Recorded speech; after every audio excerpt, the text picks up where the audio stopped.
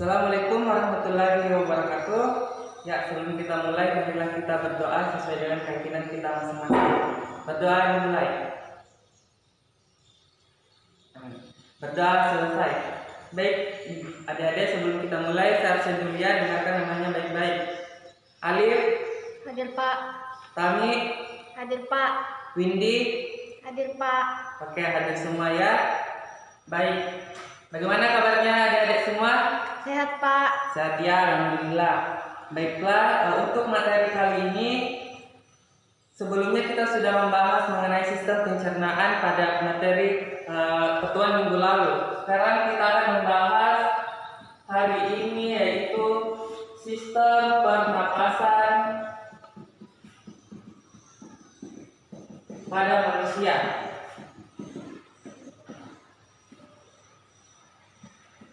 Oke, sistem pernapasan pada manusia.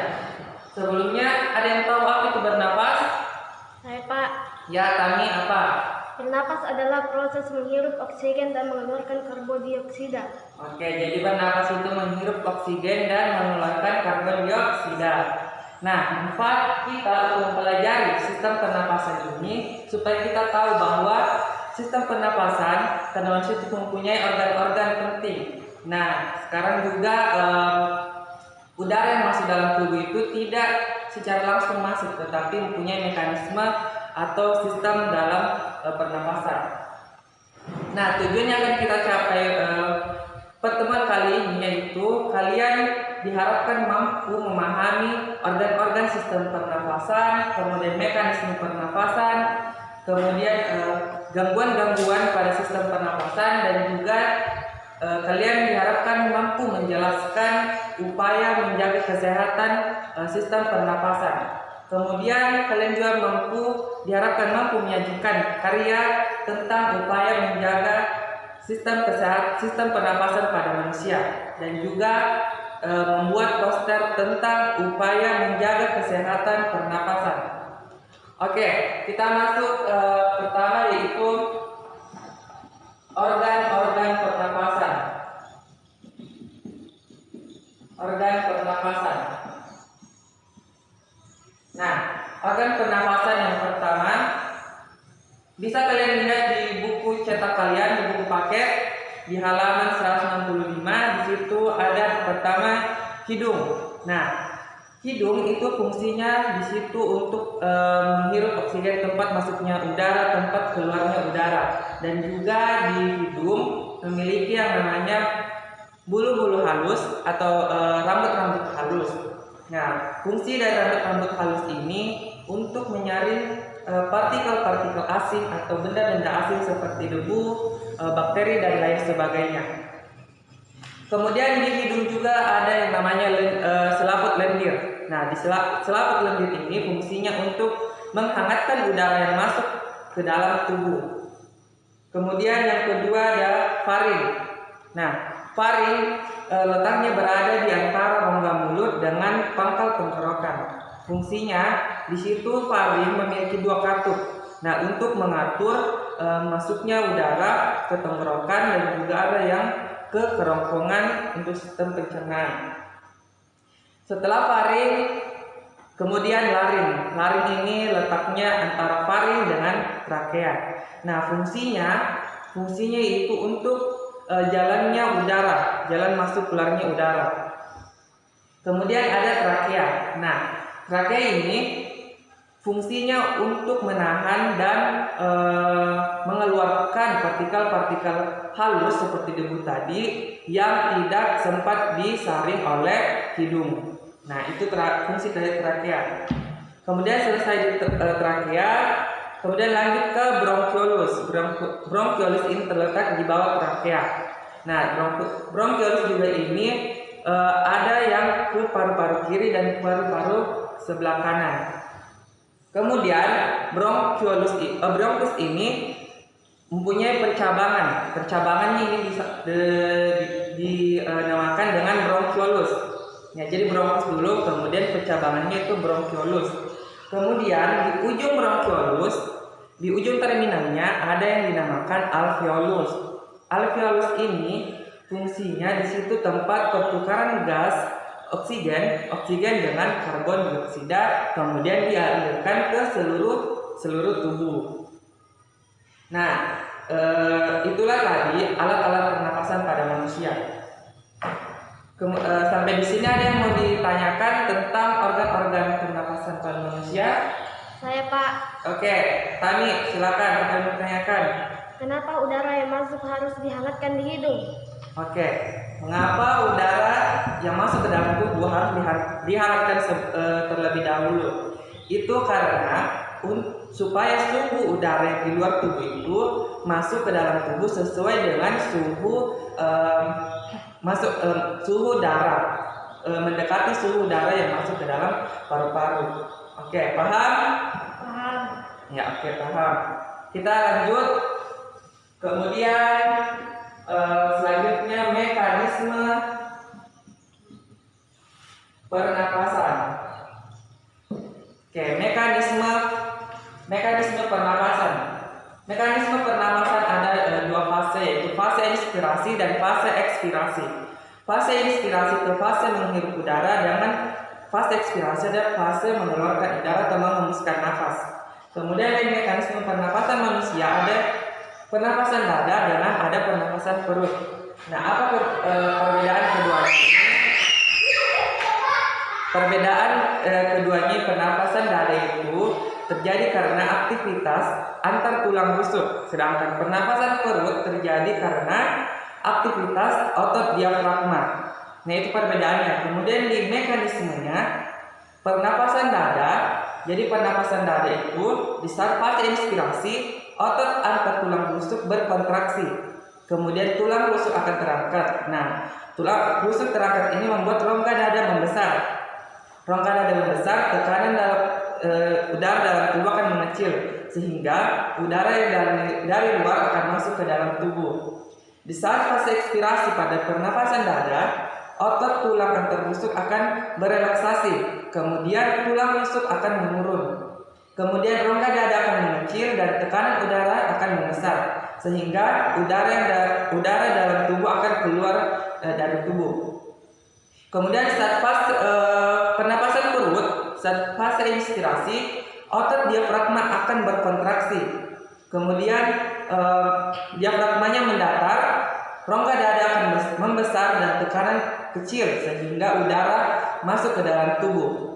Di saat fase ekspirasi pernapasan perut, otot diafragmanya akan berelaksasi, kemudian diafragmanya naik dan rongga dada akan mengecil. Rongga dada mengecil sehingga tekanan udara dalam tubuh akan membesar, sehingga akan keluar dari tubuh. Jadi fase ekspirasi.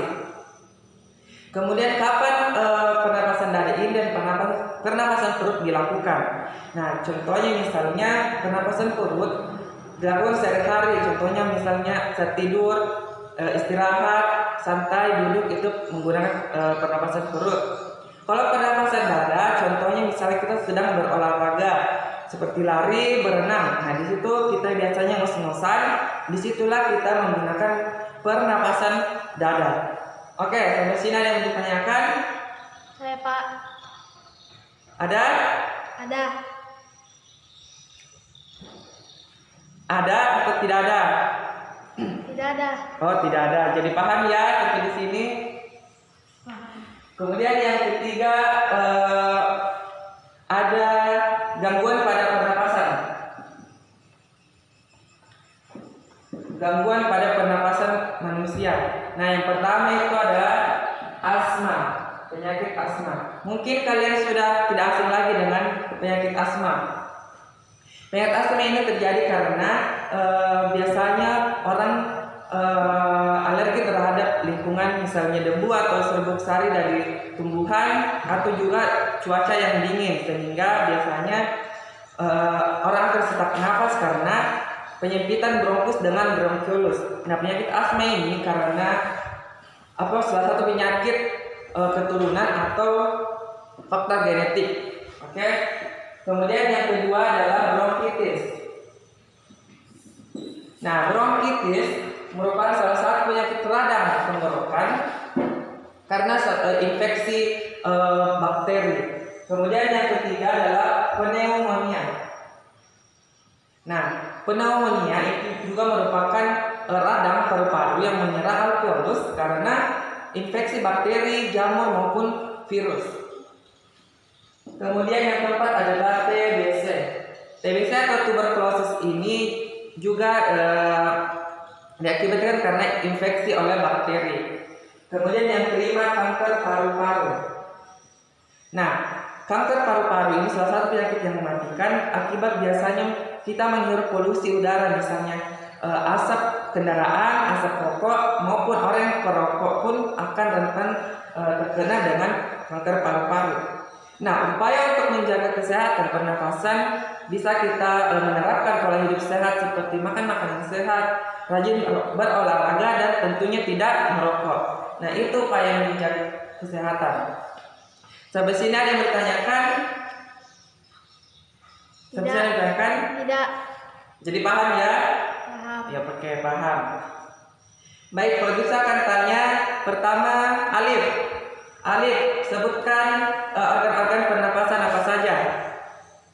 Hidung, Faring, laring, trakea, bronkus,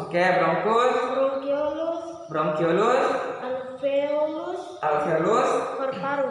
dan paru-paru. Oke, betul. Jadi itu organ-organ pernapasannya, jadi perlu diingat. Kemudian Tami, apa perbedaannya mekanisme pernapasan dada dengan pernapasan perut? Coba jelaskan. Kalau pernapasan dada karena aktivitas otot antar tulang rusuk, sedangkan pernapasan perut karena aktivitas otot antar diafragma. Oke, jadi dengar ya itu perbedaan dari pernapasan dada dengan pernapasan perut. Kemudian Windy apa saja gangguan pernapasan? Asma, terus bronkitis, pneumonia, terus TBC apa lagi? kanker paru-paru. Oke, jadi perlu kalian pahami dia biar dipelajari. Kemudian untuk upaya menjaga kesehatan, saya kasih tugas ke kalian. Di sini ada LKS, lembar kerja siswa. Saya bagikan dulu ya.